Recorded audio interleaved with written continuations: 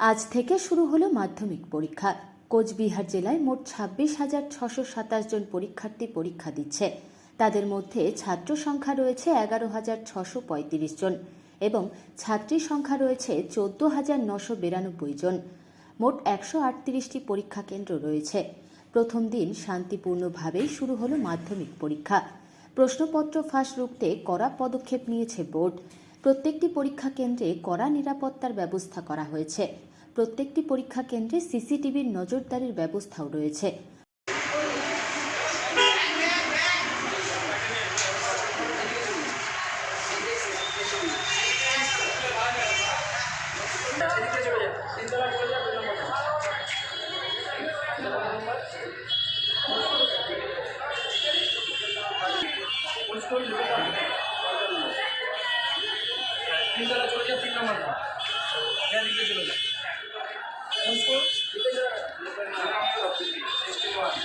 चार नंबर तीन तला जा चलो जा এই বিল্ডিং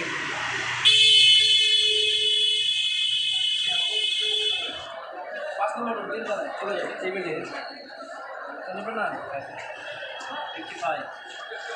55 चलो जा হলো 87 पाँच नंबर रूम जा चलो जा तीन तला এদিকে এদিকে तीन तला दो नंबर इंडिपेंडेंस स्कूल হ্যাঁ এটা চলে যায় এক নম্বর রুমে তিন তলায় এইদিকে চলে যায় इंडिपेंडेंस না